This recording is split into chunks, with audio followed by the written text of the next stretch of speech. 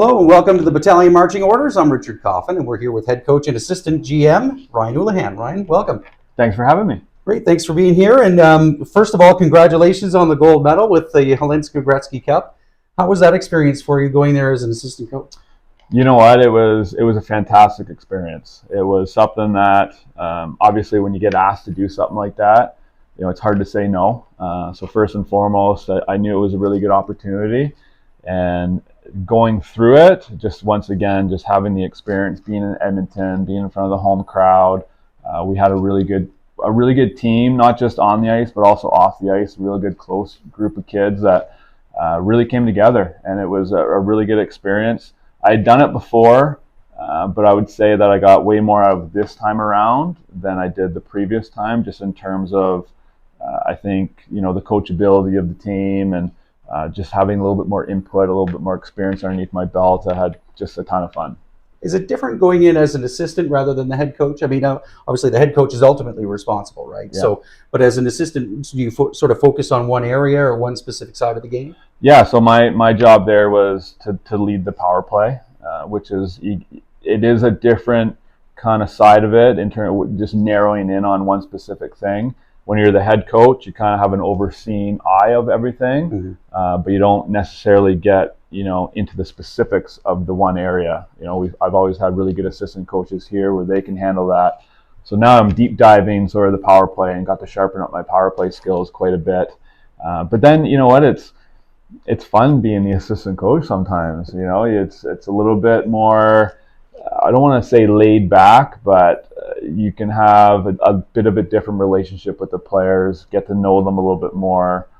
You're just presented with more times and opportunities to just get to know the kids, I think, first and foremost. So I really enjoyed it. Yeah, it was something that was different, but I certainly enjoyed it. And always nice coming back with some hardware, right? For sure. I mean, that's the icing on the cake for sure. And you make that commitment to go 2.5, 3 weeks away from your family in the summertime. It's worth it when you come back with a gold medal. So you've added assistant GM to your role, and how have the past few months gone with that sort of added responsibility? You know what? It's been good. I think the day that everything kind of shook down and got announced, the one thing that we wanted to make sure that things weren't changing for us. We kind of always operated in that form of fashion in terms of the decisions and being looped on a lot of things. I'm very grateful to have a management staff behind me that have been able to keep me involved in that stuff. So I think for the most part, not too much has changed on my end to date. But once the season gets going, I'll have a little bit more hand in. I'm looking forward to scouting a little bit more. Have a little bit more with our prospects on a day-to-day, certain things like that. So I'm looking forward to those types of different things. You got to go to the NHL draft as well, and Yep. Memorial Cup in Saginaw. What were some of the takeaways? Obviously, the great news about some of your guys getting drafted to the NHL. That's got to be one of the highlights of that trip. But maybe with the Memorial Cup, what did you bring back from both those? Well, I can start with the NHL draft first and foremost. That was really neat that we went as a staff. We were also able to bring our wives along, which was kind of nice, and it ended up being they put so much time into what we do, and so to have them there for that and experience it, that was kind of cool and something I know my wife really appreciated. And then just having the success of our players once again, having a few players drafted in such a venue, I'm not sure if it's going to be the last in-person one. It certainly sounds like it's going to be.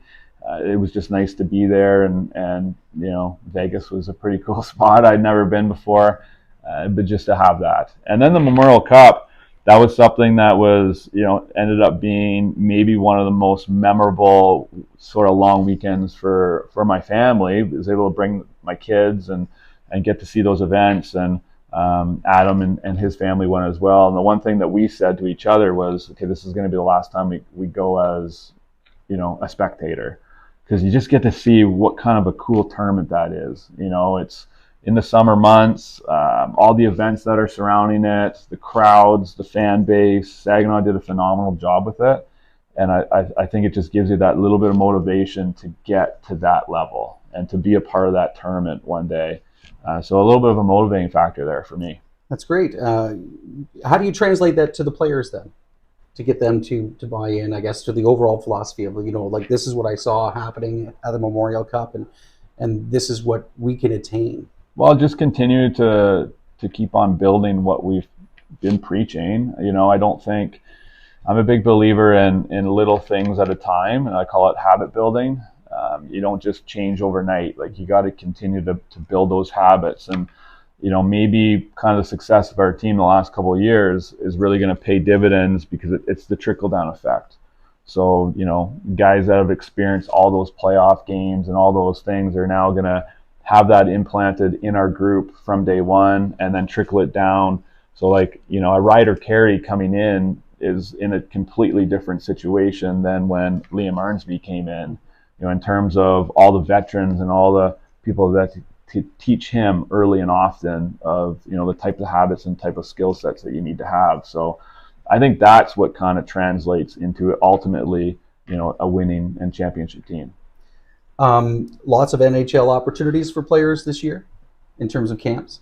Yeah, I don't have the official list for me, but certainly, a lot of guys are going to be peeling off here and getting that experience. And I think when that happens, it really adds to the level that you're going to have on your team, because they're going to go away, be at a super high level, and they're going to come back and continue that high level. And that really, sets the stage and has things ramp up.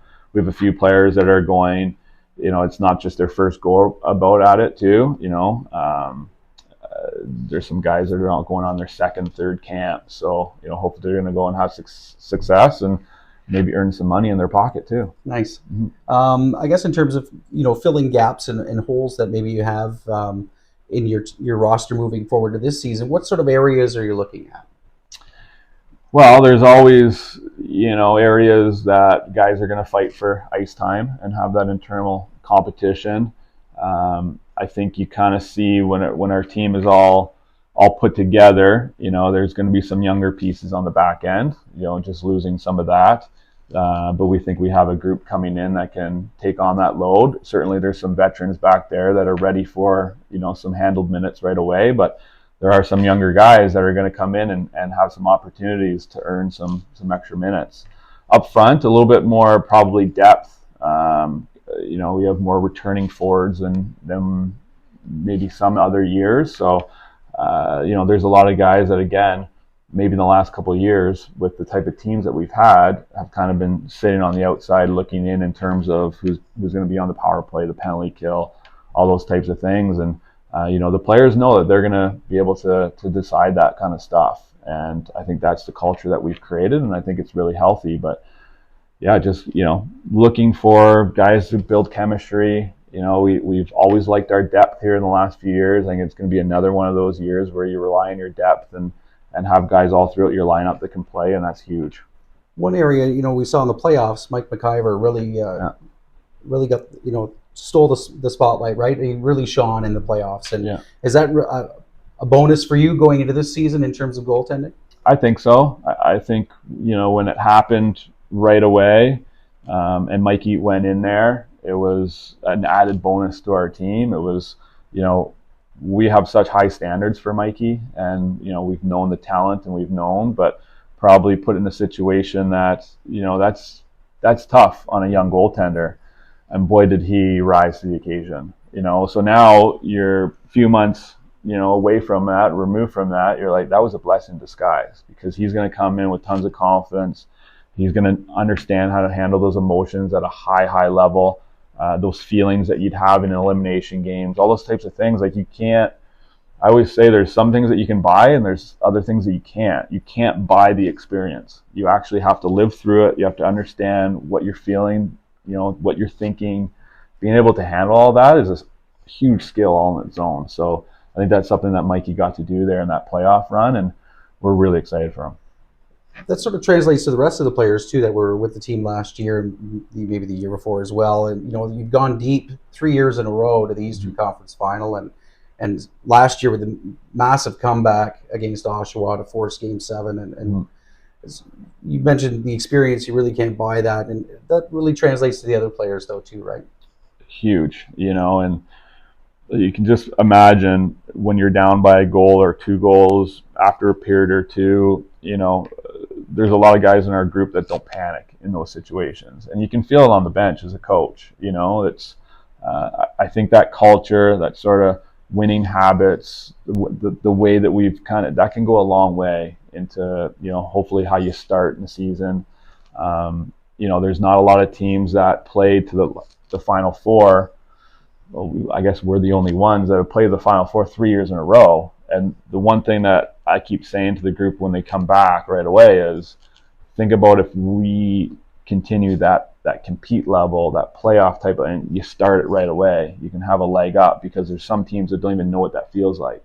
And we know what that feels like. So it's a hard ask, to ramp it up. It's a shortened summer, but I do think that it's something that we can draw positives on here and make it an advantage for us. Looking at the preseason games as a coach, oftentimes we see the assistants behind the benches and coaches up in the stands watching and whatnot. Is that going to be sort of the similar case this time around? Well, through our training camp, our inner squad, I'll take a look from up top a little bit more. That's where you're kind of eagle-eyeing certain players and guys that are vying for the team. Once we have our team arranged, and now we're playing exhibition games against competition, that's a great way to get involved right away, start your systems, start implanting all the things that you want. We got a new coach coming in here with Matt Marquardt. Billy Holder is going to move to the D side, so there's some things that we're going to be able to do for 4 exhibition games to iron out just amongst our staff. And then my thinking there is you want to play everybody in every situation, play a lot of the young kids. There'll be guys sitting out. Of course, you just got a lot of extra bodies. There'll be some bodies heading off to NHL camp, so there'll be some juggling going on for sure, but we'll attack all those things as they come. You talked about Matt Marquardt and also Nate McDonald as well, coming in as a goalie coach. And these guys really bring local experience too to the bench, right? And how does that sort of translate into drawing in sort of the minor players out there that may be looking to the Battalion as heroes and whatnot, and then see, these are guys that played in the same system I did, and then now look where they are. I think there's a couple points to it for sure. Number one, like you've mentioned, I think I have young kids that are in the system now too, and they certainly know the age or the players that are moving on and going on and doing really good things. So now you have 2 guys that have gone on and have some good careers, different positions. They're going to have different perspectives, played in different leagues. Matt's been somebody that's won championships in every which way he's gone. So to bring that in was huge. Nate from a different perspective in terms of, he went the college route, but he's really getting entrenched in the minor hockey here. So really 2 bright guys that we get to bring in here. And then the other point of it, and I feel this because I'm a former Battalion, so I have it playing for the franchise. It's different. I've coached different teams, but when I coach the Battalion, it's different. It's sentimental. It's at a different level. Now you have 2 guys that are just so ingrained with North Bay, and they're feeling the same thing. You got Billy Holder, who has made this his home, right? He's a former Centennial. Our staff is very unique that way, where it's not just coaching junior hockey play. It's something for the community. It's something for the town. It's something that you have a little extra passion for, I think, because of that factor. And yeah, really excited to have those guys join us and to kind of join that kind of culture that we've created on the staff side as well. You touched a little bit about on what focus each coach will have. You mentioned that things are going to switch up there. Yeah, just a little bit with obviously Billy Holder, almost 1,000 games in the NHL as a defenseman. He really has had a big hand in developing our D in the last few years, and now just moving him to running the D during the games is a natural decision and choice. And then Matt, he's really, his go-to is going to be with the forwards for sure, and running the power play and all those types of things, which he's done the last couple of years in Seattle. So we're looking forward for him getting in that and even, developing more of that. I'm a big believer in using the guys around you and getting them involved in practices and a lot of our skill sessions and things like that. So a lot of that will get developed over time. I know I ask every season sort of, what are your goals going into the season? But I guess once again, what are the goals going into the season? And I think I've been pretty consistent in this answer, right? It's junior hockey. I think it's really, really hard to define or predict, what the league is going to do, what you're going to do in late August, early September. Our mandate has always been get off to a good start. I think that's the biggest thing, and that to me is if you have a successful training camp and you run things properly, and you don't just worry about your results in those games, but you watch how your team is going to be starting, against Peterborough in our home opener. That's kind of the expectation, to just be ready to rock and be the best team and version of ourselves. I guess final question, Ryan. I guess what's your overall message to the fans heading into the season? Well, just continue to come out and be a part of things. It's an exciting stage for the organization, making some off-season kind of maneuvers there in terms of blending everything together. I think is going to be pretty exciting for this franchise. Number one is come out to the Fan Fest. I mean, I'm excited for this. You get to see the red carpet being walked here. Hopefully it's a big buzz. Hopefully we got a lot of people out for that and just start things running here. And I mean, I think that's just the biggest thing, is being a part of something that's so cool and a part of our community. It's just bigger than just the game of hockey. Perfect. Thanks a lot, Ryan, for joining us today. Thanks, Richard. Appreciate it. Great. Awesome. Thanks a lot.